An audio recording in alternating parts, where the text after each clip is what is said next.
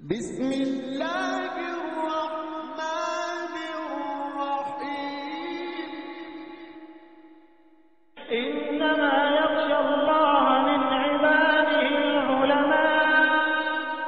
دین کی تبلیغ میں چلنے کا مزہ دیکھ، اللہ کے رستے میں نکلنے کا مزہ دیکھ۔ السلام علیکم ورحمۃ اللہ وبرکاتہ۔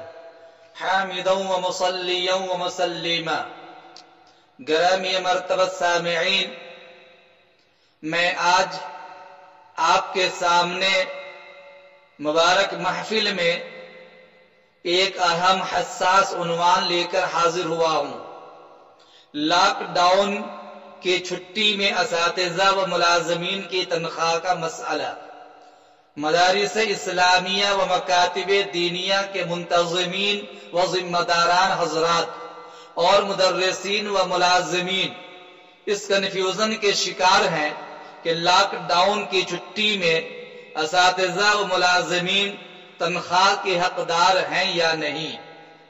اس محفل میں اسی کنفیوژن کو دور کرنے کی میں کوشش کر رہا ہوں۔ غور سے سماعت فرمائیں۔ ہمارے ملک ہندوستان میں کرونا وائرس کی وجہ سے 22 مارچ 2002 کو پبلک کرفیو نافذ کیا گیا تھا۔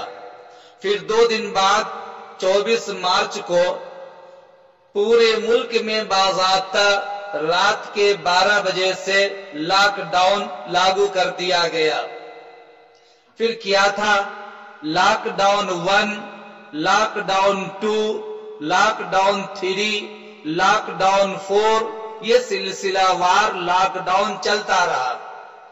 پھر لاک ڈاؤن 5 اور ان لاک 1 نافذ کیا گیا جو 30 جون تک رہے گا۔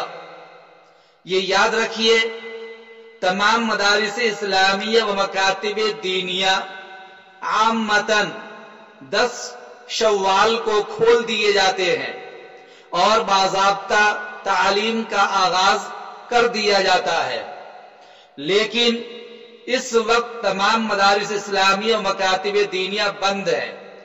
جب اچانک لاک ڈاؤن 1 جاری کیا گیا تھا تو قریب کے اساتذہ کرام و ملازمین تو کسی طرح اپنے گھروں پر چلے گئے، لیکن دور کے رہنے والے اساتذہ و ملازمین لاک ڈاؤن کی دشواری کی وجہ سے گھر نہ جا سکے اور مدرسے ہی میں مقیم رہے۔ اب حال یہ ہے کہ لاک ڈاؤن 5 ان لاک 1 جاری ہے اور 30 جون تک یہ جاری رہے گا۔ مکاتب دینیہ اور مدارس اسلامیہ کے کھلنے اور تعلیم جاری ہونے کی کوئی شکل نظر نہیں آ رہی ہے۔ اب ایک سوال پیدا ہوتا ہے کہ اس صورت میں اساتذہ کرام و ملازمین کے لیے تنخواہ کا جواز ہوگا یا نہیں؟ اگر جواز ہے تو گھروں پر اور مدرسے میں مقیم سب کے لیے ہے یا کچھ تفصیل ہوگی؟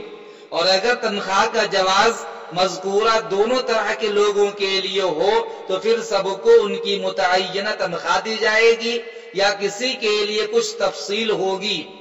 یہ سوال ہر محتمم مدرسہ اور اساتذہ و ملازمین کے ذہن و دماغ میں گردش کر رہا ہے اور کنفیوژن کا شکار بنا ہوا ہے اور ہر ایک جواب کا متلاشی و متمنی ہے۔ اس سلسلے میں نے یہ تحریر اور تقریر دونوں آپ کے سامنے پیش کرنے کی کوشش کی ہے۔ یاد رکھیے، اساتذہ اور ملازمین مدارس اور اداروں کے نہ صرف محسن ہوتے ہیں بلکہ بنیادی پتھر اور اہم ستون ہوتے ہیں۔ اساتذہ و ملازمین کی محنت و توجہ ہی سے ادارے آباد ہوتے اور اپنی معنویت پیدا کرتے ہیں۔ اس لیے اساتذہ کے حقوق کی رعایت اور ان کے ساتھ احسان کے پہلو کو قائم رکھنا نہایت ضروری ہے۔ حقوق کی رعایت کا بنیادی عنصر ان کی ضروریات زندگی کے لیے معقول تنخواہیں دینا اور بہت حد تک فارغ البال رکھ کر علمی کاموں میں معاونت حاصل کرنا بھی ہے۔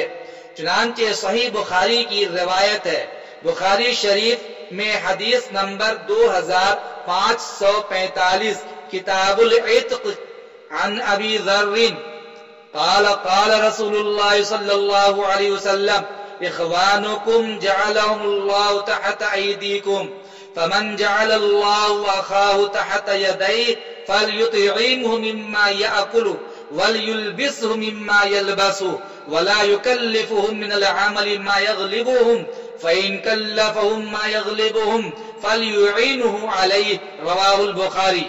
تمہارے ملازم تمہارے بھائی ہیں، اللہ نے انہیں تمہارے زیر انتظام رکھا ہے، لہذا ان کے کھانے پینے اور پہننے اوڑھنے جیسی ضروریات کا خیال رکھو اور ان پر طاقت سے زیادہ بوجھ مت ڈالو، اور اگر اس کی ضرورت ہی پڑ جائے تو ان کا تعاون کرو۔ اس حدیث کا پیغام یہی ہے کہ اپنے ماتحتوں اور ملازمین کی ضروریات کا خیال رکھا جائے۔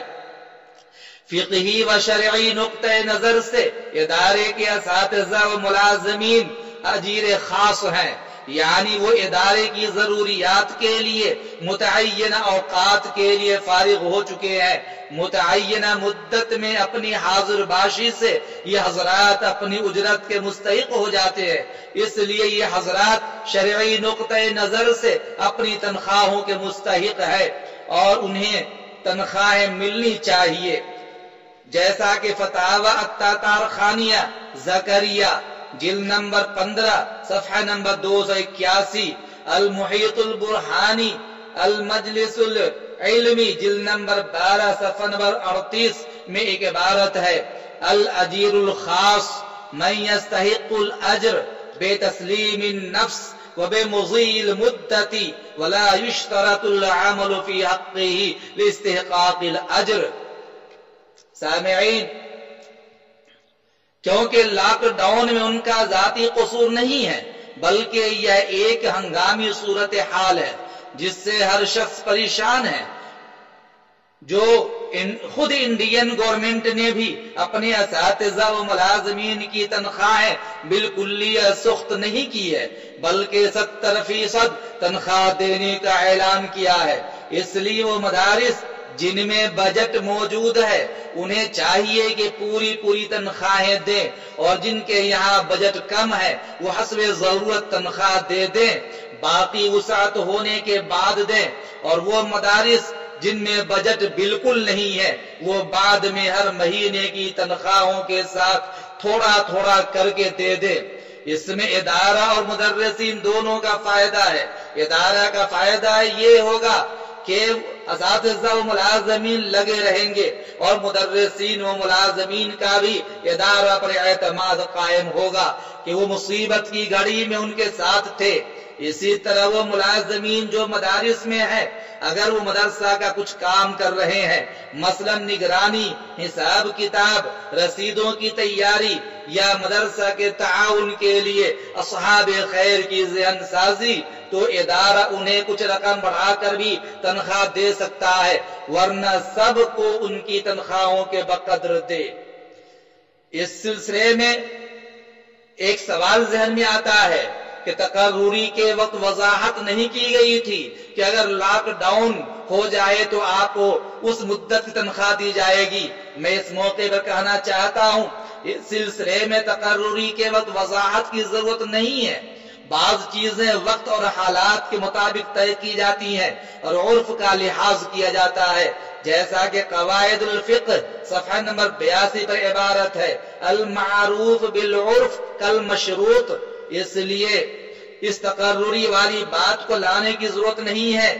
سر دست اپنے ملازمین و اساتذہ کی مدد کی کوشش کریں اور اس اہم موقع پر ہر طرح ان کا ساتھ دیں، کیونکہ اس سلسلے میں آپ کی جانب سے احسان اور تبرع ہوگا، اور احسان کرنے والے کو اللہ تعالی احسان کا بدلہ ضرور دیتا ہے، فضل خدا بندی اور نصرت الہی حاصل ہوتی ہے۔ چنانچہ صحیح مسلم حدیث نمبر 2699 کی عبارت ہے، واللہ فی عون العبد ما کان العبد فی عون اخیہ۔ اللہ تعالی اس بندے کی مدد اور تعاون میں رہتا ہے جو بندہ اپنے بھائی کی معاونت کرتا ہے۔ میرے عزیز دوستو، اگر مدارس اسلامیہ کے منتظمین نے مدارس کے اساتذہ اور مکاتب کے اساتذہ ملازمین کو تنخواہیں دی ہیں تو یہ تنخواہیں ان کی جانب سے احسان اور تبرع ہے، اور یہ ان کی جانب سے ایک طرح سے احسان اور فضل مانا جائے گا۔ میں نے جو گفتگو کی ہے یہ صرف اور صرف یہ مشورہ کے طور پر ہے، یہ سجھاؤ کے طور پر ہے۔ میں نے کسی مدرسہ کے ذمہ دار کو یہ بوجھ نہیں ڈالا ہے، بلکہ میں نے ایک مشورہ کے طور پر اپنی بات پیش کی ہے۔ اللہ تعالیٰ سبھی کو عمل کی توفیق عنایت فرمائے۔ السلام علیکم۔